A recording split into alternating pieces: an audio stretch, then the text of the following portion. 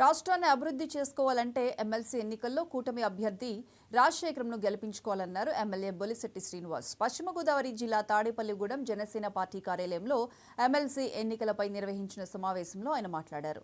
పట్టభద్రులు జనసేన వైపు చూస్తున్నారన్నారు. గత ఎన్నికల్లో హైదరాబాద్, బెంగళూరు నుంచి వచ్చి పట్టభద్రులు పార్టీని గెలిపించారని గుర్తు చేశారు. ఏపీకి పెట్టుబడులు, ఉద్యోగ అవకాశాలు రావాలన్నా ఎమ్మెల్సీ ఎన్నికల్లోనూ కూటమిని గెలిపించుకోవాలన్నారు.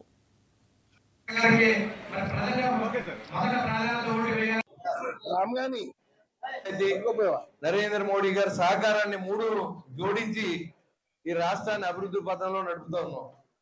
మరి దాన్ని మొన్నటిదాకా మరి తావుబతుకుల మధ్యన ఊగిస్తాడుతున్న ఆంధ్ర రాష్ట్ర ప్రజలను మనం చూసాం.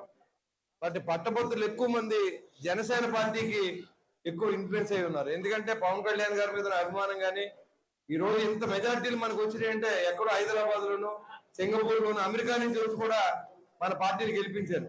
అలాంటిది ఈ రోజు మరి పట్టభద్రుల ఎలక్షన్ లో ఎన్డీఏ అభ్యర్థిని గెలిపించుకోకపోతే మనలో తప్పు ఉన్నట్టు లెక్క. ఎందుకంటే ఈ రోజు నాకు మెజార్టీ వచ్చి మనం నిలబెట్టిన వ్యక్తిని మనం గెలిపించకపోతే జనసేనకి చెడ్డ పేరు వచ్చే అవకాశం ఉంది. కాబట్టి మన అందరూ కూడా దాన్ని దృష్టిలో పెట్టుకోండి. మరి పట్టభద్రులందరితో మీరు మాట్లాడండి. ఎవరైనా నాతో మాట్లాడతానన్నా మీరు నా నెంబర్ తీసుకుని నాకు ఫోన్ చేయించండి. నేను కూడా వాళ్ళు కన్విన్స్ చేస్తానికి ఎలాంటి అభ్యంతరం లేదు. ఇవాళ ఈ రాష్ట్రంలో ఉద్యోగ అవకాశాలు రావాలి. పట్టభద్రులందరూ కూడా డిగ్రీలు అయినాయి, బీటెక్లు అయినాయి, ఎంటెక్లు అయినాయి, ఎక్కడ ఉద్యోగాలు లేక ఇతర రాష్ట్రాలకు పోతా ఉన్నారు. ఇవాళ ఈ రాష్ట్ర అభివృద్ధి చెందాలంటే ఖచ్చితంగా ఎన్డీఏ పరిపాలనని కొనసాగించాలి. ఆ అభ్యర్థి ఎవరైనప్పుడు కూడా మనం గెలిపించుకోవాలి. అప్పుడు మనకి ఖచ్చితంగా ఇక్కడ ఇండస్ట్రీస్ వస్తాయి. మన ఊర్లో ఒక ఇండస్ట్రీ వస్తే ఒక 500 మంది యువత దాంట్లోకి వెళ్ళిపోతారు.